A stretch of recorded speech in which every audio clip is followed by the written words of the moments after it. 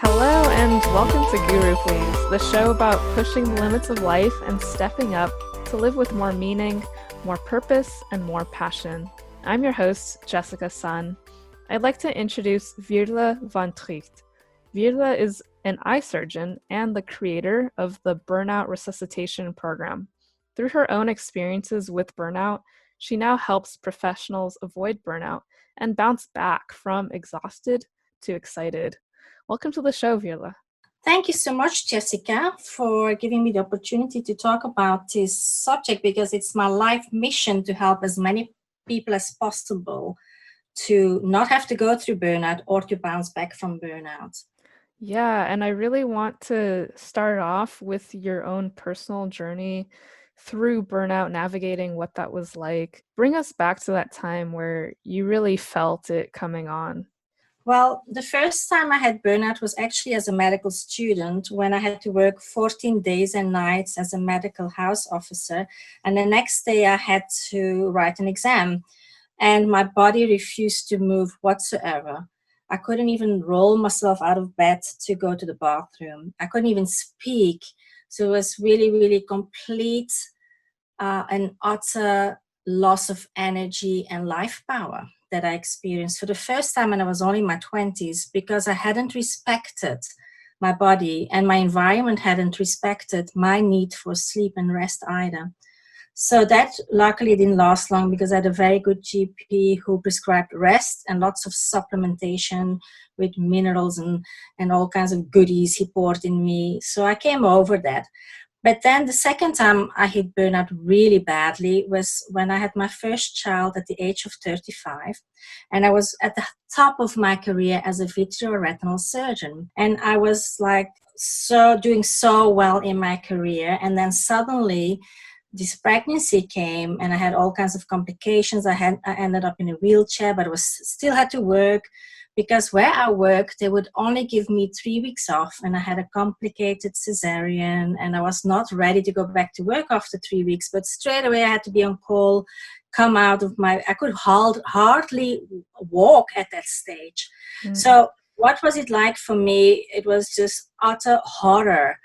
Because I had always been this competitive, sportive person, and suddenly my body wouldn't move fast anymore. I was completely exhausted physically, emotionally. I was traumatized to what had happened to me. And suddenly I had to perform like before, but I couldn't. I could not even, like the walks that I had to do from my car to my clinic, I had to push my wheelchair up the ramp. My colleagues started bullying me because I was so slow. I had to walk 10 meters from my office to the waiting room to get the next client, and it took me forever. Mm. So it was so horrible for me to accept that, oh my God, who am I? Who is this body? This is not what I'm used to. And then secondly, the torment of having to leave your baby behind, not having time to create a bond with your baby because straight away you have to leave your baby with a stranger because your work demands you. And that was like breaking my heart also. So I had all these thoughts going in my head and beating myself up that I couldn't be the perfect surgeon anymore or doctor, that I couldn't be the perfect mother because I wasn't there. And I didn't have the stamina to be the perfect wife because I didn't have any energy left to have the perfect house anymore. And I started getting very irritable with my husband, who was a perfect guy, but it was me and the burnout that made me so irritable and tired that I started snapping at him. So it was really hard for him also. And I couldn't sleep anymore because I was tossing and turning about like, oh my God, I don't know what's happening here. I'm not good at my work anymore, but I can't leave it because who's going to pay for the bills? So that worry about like, I want to leave my job, but I can't because we need the money. And then at the same time, starting to hate your job because you can't cope with it, and I'm being bullied at work because you're not doing as well as before. That is the whole picture, I think, where you physically and emotionally and mentally just spiral down in very, very low mood. And my problem for reaching people in burnout is that they have such low energy and such low mood, they're not like reaching out to me for help. And it's very frustrating because I have been there, and for more than a year, I was in a deep black hole. I saw lots of doctors and they all didn't know what was wrong with me. They tested me for all kinds of bacteria and tropical diseases and whatever. And they said, like, I don't know what's wrong with you. I mean, the closest they ever came was chronic fatigue. But there was no solution for me. So I lost everything. After a year, I gave up my job. I lost my house. I moved countries. Luckily, my husband stuck with me because he was great. And we just moved around the world, and I just searched and searched and searched for a solution.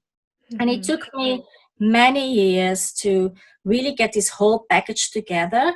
But it took me a year or two to get better myself with the help of a lot of different holistic healers. And then I also started studying to become an angel healer, a life coach, an intuitive coach. What else have I done? A Reiki master. And then the last bit was I became a journey practitioner, which helps me heal people's trauma and emotions. So now I feel I've got the whole package, from being a medical doctor at one side over emotional healing, and a life coach can do the mental part. And then I have the spiritual healing. So I now do a very holistic healing on people, because I feel that when people are in burnout, it affects all aspects of your life. So I heal people, I boost their energy physically, and I give them better time management. I help them heal their relationships. I help them find their life purpose. Then I teach them how to balance their life, no matter what life throws at you, because that changes over life depending what phase you go through. And last but not least, I also connect them with their own higher consciousness, so that they can really make wise decisions aligned with their soul. Because ultimately, I want people to be balanced in mind, body, and soul. So yeah, that was a big rant. But yeah, that is like the short version. Yeah, I can only imagine for an entire year you felt physically drained, mentally drained. You said, your relationships were suffering. You felt bullied even because of these kind of handicaps. And then, like, really psychologically tormented, like you're having trouble sleeping. It sounds like you went through a really dramatic shift in your life where you relinquished your job, you moved, you went through all kinds of doctors and programs. I mean, what can somebody do if they're kind of feeling pretty burnt out? Not maybe not to that point of just entirely 100% fatigued, but certainly there are some signs showing up. What can people do if they're kind of seeing those signs of burnout? Well, I think often it's the environment that sees the signs. I get quite a lot of phone calls, like from people saying, my wife really needs your help, but she doesn't want to accept help, and vice versa. I get females phoning and saying, my husband should really go to your program, but he doesn't want to. So it's often the environment, I think, that will pick up on it earlier than the people themselves. But even if they recognize, oh, I'm really exhausted, and you're young, I mean, I would always do also some health checks if I think like they haven't been investigated, to make sure there's no physical reason, of course, because every day I see people who are anemic or have low thyroid function. I mean, we have to rule that out first, because those things are easy to fix. But once there's no physical cause, and then we deal with the lack of sleep, of course, and then I give lots of, I think having a good supplementation is probably step number one, and making sure you have good sleep hygiene is probably step number two. I have a freebie on my website, the 10 commandments of well sleeping, that people can get there for free. That is the first start, because then you put your body already in a better place. And if you're still struggling then mentally or emotionally, you probably need some help, because honestly, if your mind has created a problem, you cannot fix it yourself usually, because it's your mind that has created the problem. So you probably need like a coach or a counselor of some sorts to help you point out like where your thinking is not helping you, where it's actually a negative influence in your own life. I mean, there will be people who go through negative times in their life where then their thinking is so negative that they need somebody else to kind of wake them up and smack them out of it, because it's hard to do that on your own, I think. Accept help actually is a big thing, because especially in the people who get burnout are the ones who always think they have to do everything themselves. They have to be perfect at everything, and they really don't trust other people with the jobs that they're doing, because they're quite critical and demanding. So it will be tough for those people to accept help. So first I say, like, accept you have a problem. Second, learn to accept help. For instance, in my case, when I was a young mother and working, the first thing we should have done was get help, like a housekeeper or a cleaner or something, because that's something that you can offload of the many jobs you have when you're a parent with young children and you're still trying to have a career. Secondly, for professionals with children, and even if you're not working, you need some time off with your partner. So I really am a strong believer in date night. Whether your child is a week old or 10 years old, you always need to rekindle every single week. Give attention to your partner, in my opinion, because they are on your side and they're your support system. And you need support when you're going through this phase of life, because it's hard work being a parent and still trying to be an entrepreneur or a professional or whatever you're doing, a healthcare worker. Those are the ones that I see also are often in burnout, because it's those jobs where they care for everybody else, but forget to care for themselves. So that's another recommendation, is prioritize self-care. So it's a lot of people think, oh no, I can't put time or money in myself because it all has to go for my kids' schooling or whatever they're saving up for. But that is completely, I mean, it's very honorable. But imagine the mother or the parent or whoever you are, the adult is the captain of the boat of your family or of your business. Or if you're a doctor, you are the one who takes care of your patients. If you don't take care of yourself, who's going to take care of your family? So people need to learn to prioritize their own needs, and it's not selfish to care for yourself. So this is my mantra. Self-care is not selfish. Because if you're not in a good place and condition physically, emotionally, and mentally, you're not a good parent, you're not a good boss, you're not a good doctor, nurse, whatever your function is in life. Otherwise, you can't perform if you're not in good shape. And you do everybody else a disservice by not self-caring. And that might mean taking having massage every month, or a pamper session here or there, or saying, I'm not cooking tonight, I'm just going to lie in the grass. I mean, anything, I'm just going to hug a tree. The things that you can do to make yourself feel better and recharge, you should just say to your environment, sorry, this is what I have to do. Like today, I spent an hour in the park next to the hospital, just sitting in the sun on a bench on my own, and it was lovely. And I looked at all the beautiful trees, and I took photos of them, and I just enjoyed the time in nature. And you know what? Sometimes I get into trouble because at the moment I work for a hospital and they're my boss. In the daytime, I do the coaching in the nighttime and in the weekends. Sometimes they don't understand and they criticize me for that. But I strongly believe that it's my right on my own time to prioritize myself. Yeah. I didn't know that when I was a young doctor, I was always sacrificing myself, my time and my energy for other people. But now I know that, I come first, even if it's half an hour a day, I do something for me. And I now also listen to my body. When my body said I'm tired, then I say to my kids, I'm sorry, I can't cook tonight. I'm tired. Just, get takeaway. Once a week they do that. And I can just say, sorry guys, I'm too tired. I'm going to bed early. So, hasta la vista. And I had to learn that. I wasn't like that because I thought I had to be perfect when I was in my 30s. Why do you think so many of us put ourselves last? And, it takes something really drastic to wake us up to that. Yes, why? I mean, it's probably cultural. It's probably, I mean, for women, it comes natural to be the carer and the nurturer and the giver. Otherwise, I don't know. It must be coming from our upbringing somehow. I mean, I remember, because I mean, childhood trauma plays an enormous role in how we act as adults. Or, I mean, I call it trauma, but it's just childhood experiences, because I still come from a generation where I was told children should not be seen or heard. So I was always put like in the dark hallway because my parents were not interested in having me around. So clearly I learned at an early age, like I'm not important, I should just disappear.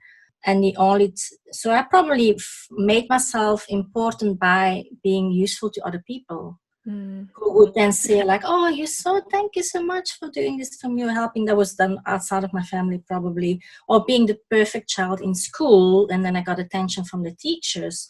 So I guess I looked for the love I didn't get in my family by achieving and pleasing. Yeah, people pleasing is a big one. By pleasing other people and thinking like, oh, at least these people see me. If I help other people, at least they see me and they acknowledge that I exist. So maybe that's where it comes from. What do you think? Do you have any similar experiences? Yeah, I mean, you did mention kind of this idea of perfection, and it's as if we achieve perfection, then we'll get that attention that we wanted or that we needed when we were a child. I'm wondering what your relationship with perfection is now. Oh, okay. So it's completely different because you should see my office now at the moment. It's not a priority for me anymore. No, I mean, survival is number one. You know, with my kids, I've got 3 teenagers and their rooms are a mess. And I've just completely given up on that. And I only like raise my voice once a year, and it's when they're about to die. Then I would scream like, don't walk under that car, or don't, fall out of the room, out of the window or something. It's just like they're alive, they're safe, they're happy. There's no cockroaches in the house or rats. So for the rest, I think we're okay. So it's not a priority I mean, to be alive and happy is more important than to have the most perfect house that's always tidy. When you have small kids, it's just impossible. I tried it. I tried picking up the whole time in one corner, and then your child just throws out the Lego blocks in the other corner. Yeah. It's just like unstoppable mess when you have kids. So I gave up on that. And I also have 4 pets, so that adds to the mess. And I mean, I appreciate their presence more than what I don't get upset about the mess anymore. I just like pick it up when I can. And my cats, they wander free in the forest around us, so they're actually very clean animals. They now and then bring in a mouse or a rabbit, which I have to pick up. Hmm. Oh yeah, I accept that's part of their nature, and I just say thank you for the present, but it's not really necessary. Mm-hmm. Yeah, it sounds like you've really shifted in how you think about what you want and what your life looks like now. Yes, part of me still has to behave according to the expectations of society, because every day I work as a specialist, as a surgeon in the hospital, and they really would think it's strange if I would arrive in my yoga outfit, which honestly is the most comfortable outfit I have. But I still dress up for the occasion every day to look professional. But that's not my nature, actually. I mean, I would love to hang out in flip flops and a beachy outfit or something like that Mm, the whole time. yeah, So I still do it because of society's expectations. got it. Because yeah, that's just that's what I do. That's the role I play to pay the bills. So yeah. Yeah. Yeah. And in your program, the Burnout program, one module is about being productive and eliminating things that take up a lot of time so that you have more time to yourself and more time to do things that you love. Mhm. I'd love to hear more about that that aspect of, recovering from burnout. Yes. So I know from working with clients, they waste a lot of time on things that are not important. So I think when you get your wake-up call, you realize what's really important to you. And if you're exhausted and on the verge of burnout, you need to prioritize yourself. And you need to, like, maybe, I mean, like me, I have the job that pays the bills. So that is a priority because I'm a single parent. So I take that very seriously. But apart from that, when I'm tired, as I already said, I will give myself time to sleep in, to give my body the rest it needs. Not every day, of course, but on a Saturday morning, I just don't plan anything else. I just say to my body, here you go. You've worked hard this week, just sleep as long as you like. That's one of the things that I do. And I have regular massages. Once a week, I give myself a pamper session. But that's my priority. But I mean, that's just takes an hour a week or something.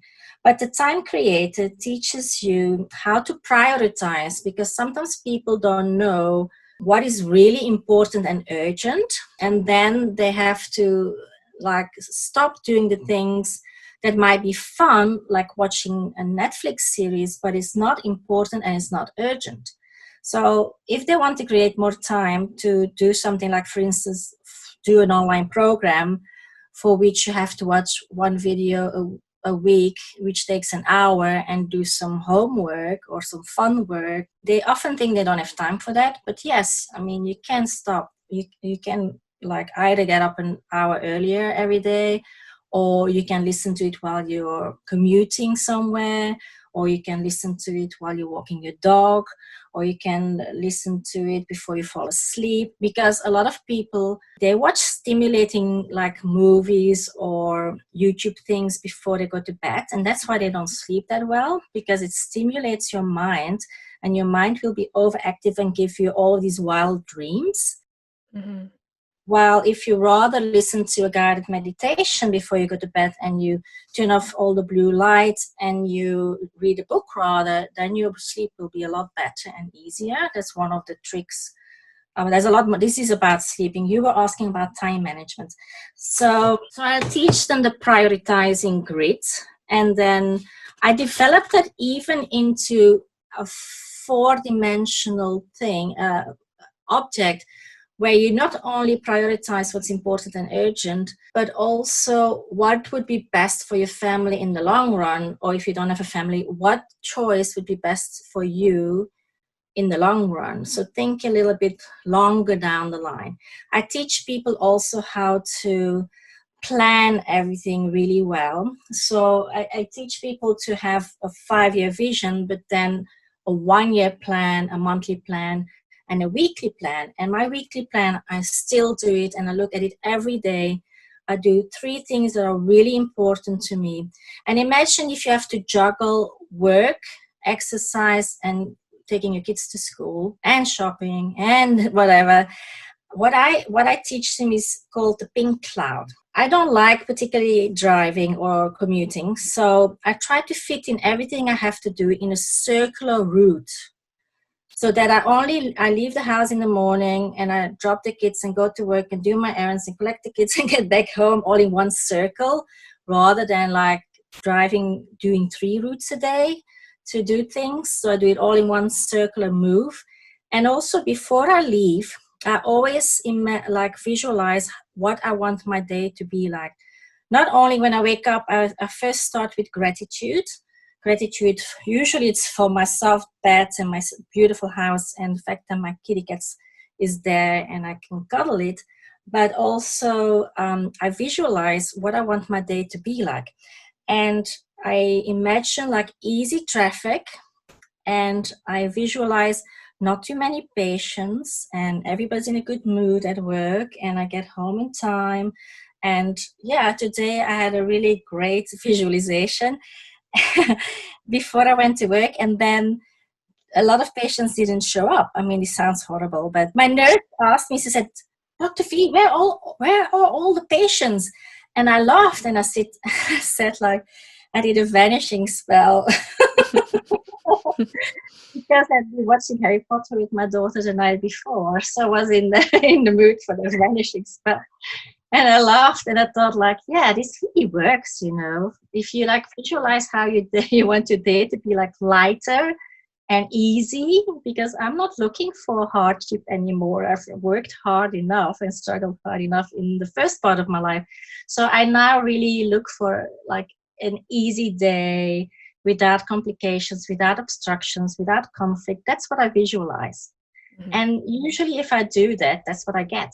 And the days that I forget to put that out there and visualize it and send that ahead of me as this is what I would like my day to be like, then I have a lot more conflict and problems and struggles. So for me it works. I mean, it's just like one of those tips.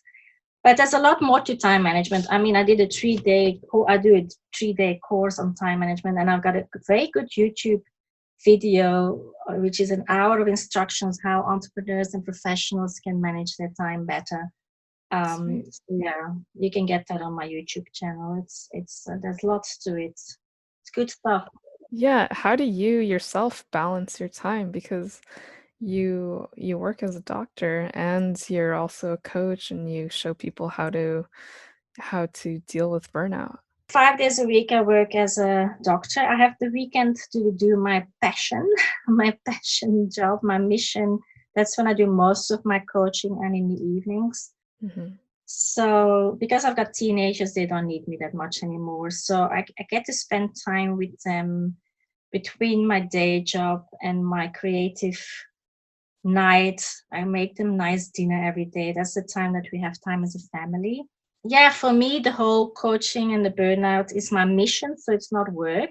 So Hmm. whenever I get time to spend on helping people and creating teachings and online programs and stuff like that, it's just not work for me. So it's more like a hobby and it's fun. So it's not work for me because I feel like I'm living my purpose when I'm doing that. Mm, And yeah. I love writing. That's why I've already like published 2 books. I could choose with some more. If I would have more time, I would even write more. It will happen one day, I'm sure. So if I take a week off, I hope to take my kids on a holiday for a week. Then they will be doing that thing, and I'll probably be writing and creating and enjoying it. Yeah, so you really kind of have like a plan, like every day. In the daytime, it's work. In the evenings, it's coaching. Weekends, you get to do your hobby, which is coaching and helping others. It's pretty kind of time blocked. Yeah, I think that's necessary, especially if you're somebody who doesn't have a boss and hours. You can lose a lot of time unless you've planned it out ahead and say, okay, I've got a few coaching clients, but that hour I will create a blog, and that hour I will do some social media. And you really have to limit your time and block it out. Otherwise, you can get lost. I mean, I know it's possible to get lost unless you really plan it ahead. And I have my day planned. I normally plan it a week in ahead, the whole week ahead. So I make sure I make small steps forwards towards my goals, and also tick off some of the boring jobs I have to do, but not too many in one day. So I spread it out a little bit. Yeah. But it's very satisfying if you write everything down. I don't believe in big to-do lists because it's too overwhelming. So it's important to plan these things ahead because otherwise it's not going to happen. So you need to book your massage every month or every week, whatever you want to do it. You need to Hmm. book yourself a time off, whether it's running or swimming or just walking, whatever makes you happy. You need to book it in your weekly schedule. And then you need to say to your family, to your partner, and say, "Oh, sorry, this is really important to me. You need to understand this is what I need to stay sane and physical." And you will see you rather have a happy wife than one that's burned out. So Hmm. you need to have the conversation with your environment and say, this is what I need. And if they love you, they will accept it and say, yeah, good for you. Go for it. I will take the kids.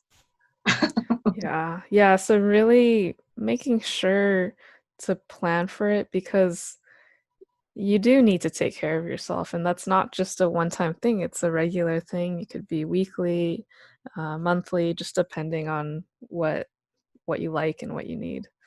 Yes, if your petrol tank is empty, I mean, if your energy tank is empty, you can't do anything anymore. You can't be of any use to anybody in your life. So you need to regularly fill up that tank.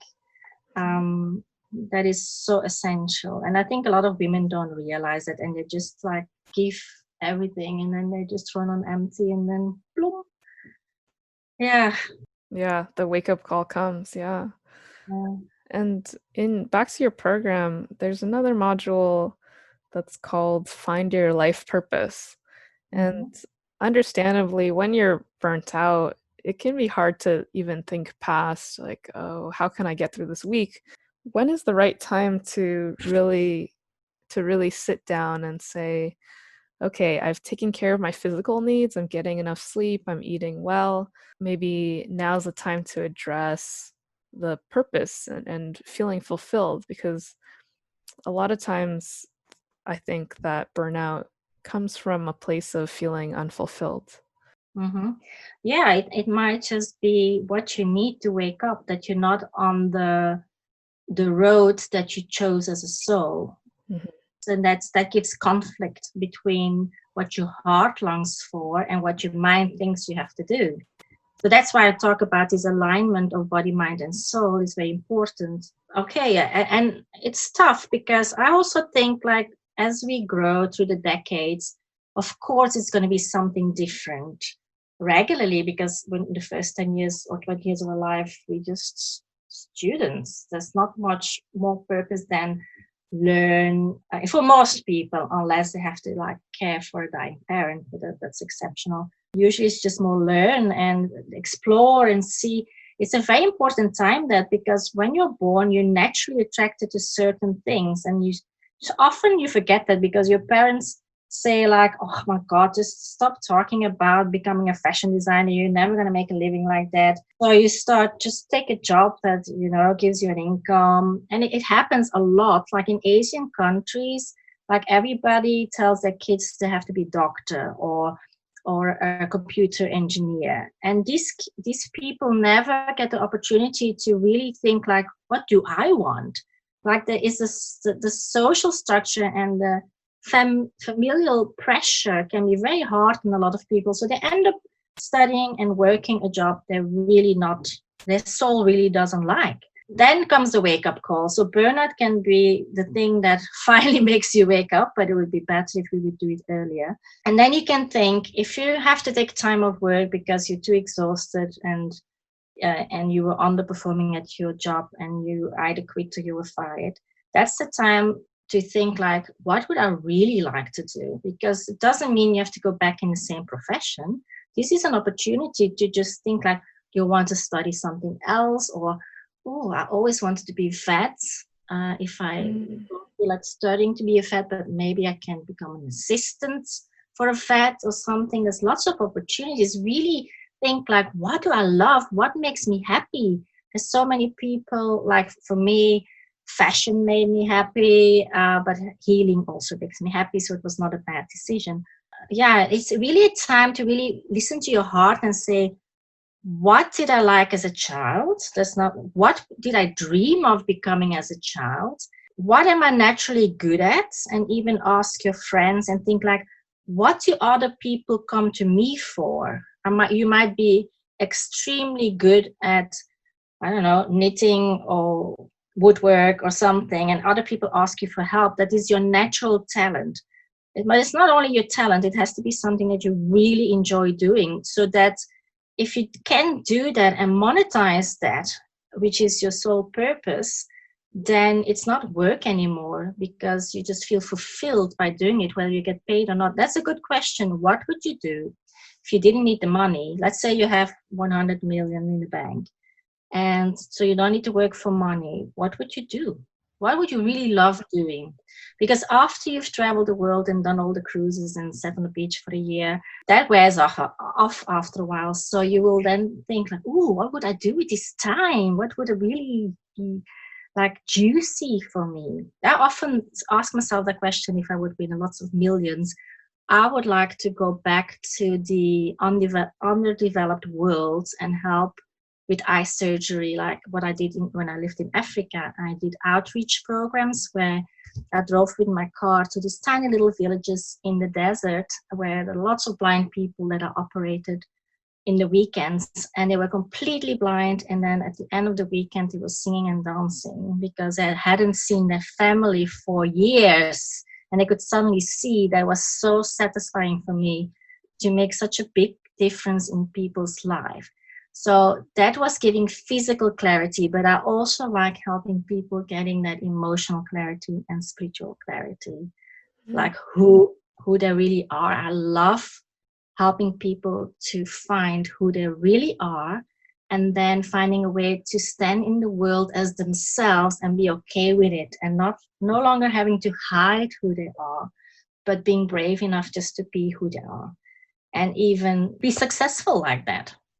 Wouldn't that be cool if we could all, get paid for who we really are and be accepted for who we really are? Right, right. So I love that you're kind of taking burnout and reframing it as that opportunity to connect with who we are, because burnout happens when we're disconnected from that and things are just going in a direction that isn't aligned with who we are, and really asking those questions of what would I do if money were no object? Or what did I Yeah. love to do as a child that, it's not like I don't love it anymore. I still love it, but I just maybe don't get the chance to do it. Mm. That's Yeah. important. It's important to bring the joy back also. Yeah. Yeah. And then after that, the next part in the program is balancing your life. What does it mean to have a balanced life? Well, I've seen it a lot that people, for instance, men, they think like, if I provide enough money to my family, I'm being a good partner and father to my kids. So they focus on working lots of hours, bringing in a lot of money, but they're not, and providing maybe a big house and a fancy car, but they're not present. They're not present for their partner. They're not present for their children. They're not there for the important moments. So that's a life that in their eyes might look like they're doing the right thing, but it's completely out of balance because their partner will like think like, oh my God, I have to look for attention somewhere else. Their kids will feel like they have no father. That's not the right idea. So a balanced life, in my opinion, for men and for women, is to put the same amount of energy in every aspect of your life. And some people say there's like 6 parts of your life, but I do 8 parts of my life. It's quite an intense exercise. I mean, you can do a whole day workshop on finding out where are you in each aspect of your life, and you give it a score. And then you look at the ones that are really undernourished, the parts. So for instance, at the moment, I'm just going to use myself as an example. For instance, I don't have a love partner in my life per se. I don't have a partner because my husband died. But I still score myself at least 50% in love because I have 3 lovely children and 4 lovely pets. So I feel like I have plenty of love in my life. So it's like, okay, that's like 50%. And I mean, you go through all of these things like health-wise, where are you now? What's probably undernourished with me is time with friends at the moment. But I'm just going through this phase where I'm really trying to launch my online program at the moment. So that's acceptable. It's not forever, and I'm aware of that. I do look at that at least once a month because it changes as your life changes.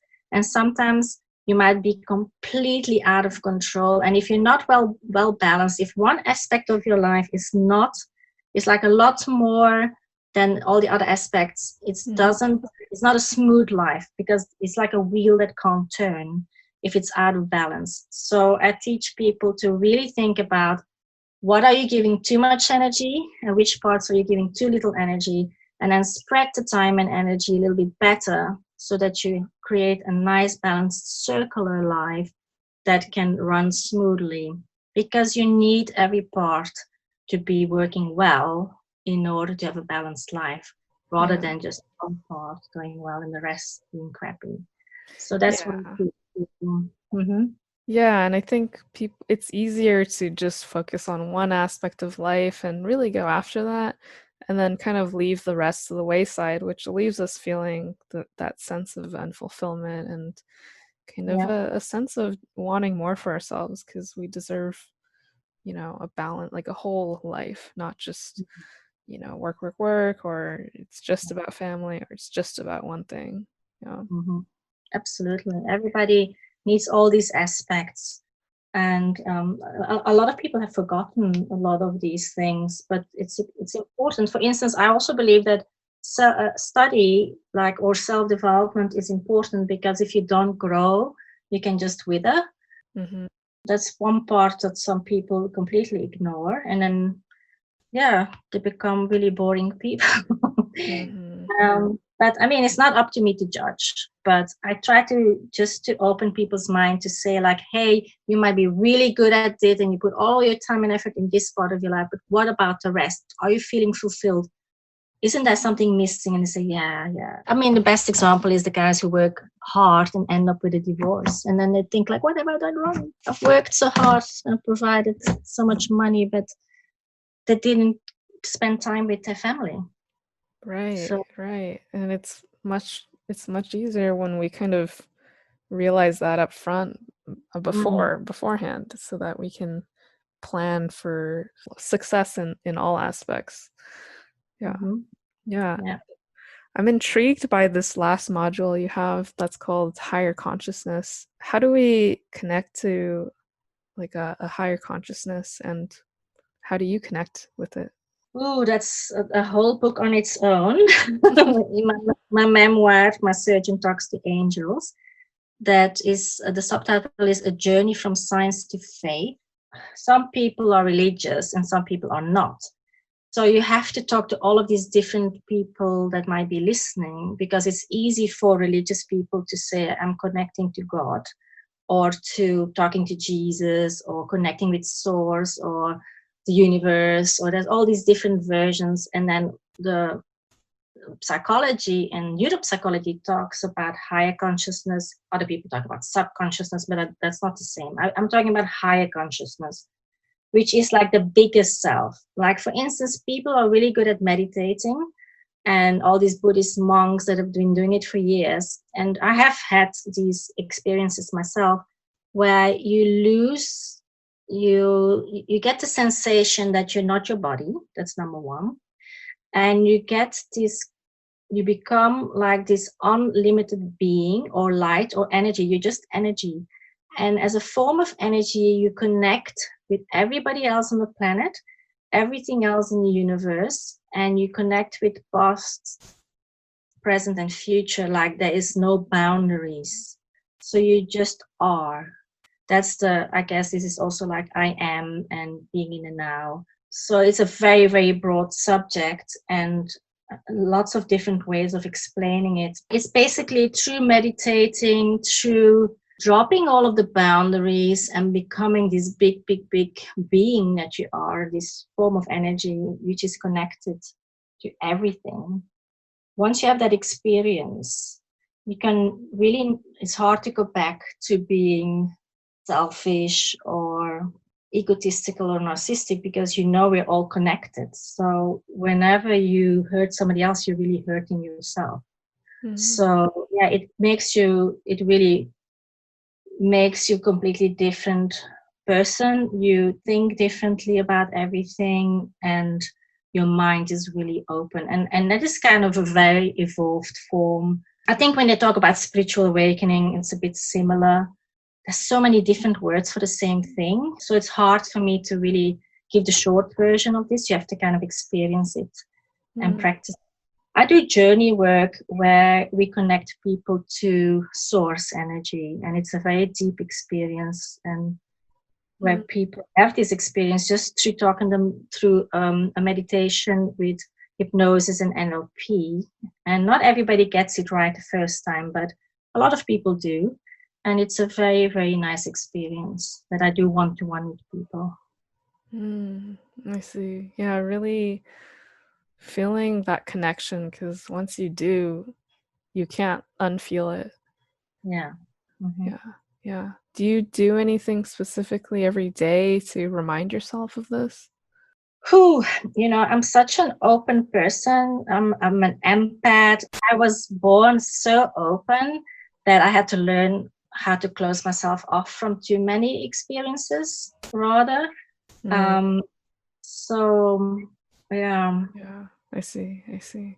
So there was never a problem for me to be open. It's more like not to be drained by how much is going on in the invisible world. Or I mean, I can pick up a headache from anybody else who sits next to me, or I can get chest pains because somebody behind me is having a chest problem, or even thinking about somebody who has a chest problem.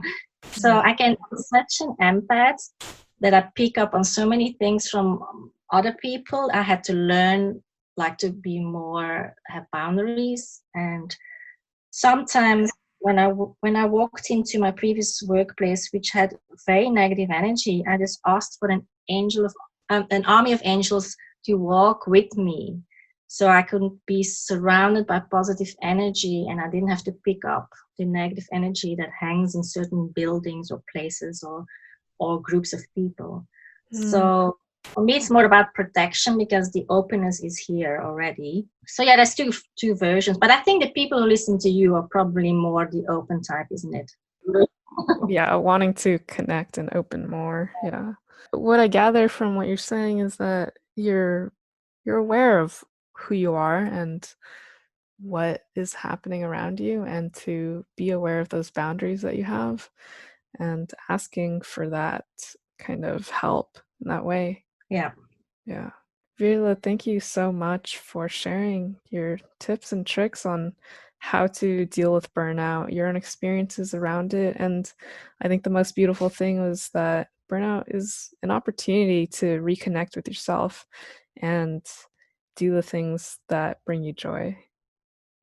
Absolutely. Yeah, that's it. It shows you what you don't like, so you can start thinking about what you do like. Yeah. Yeah. Yeah. Yeah. Thanks so much for coming on the show. It was my absolute pleasure. So nice meeting you.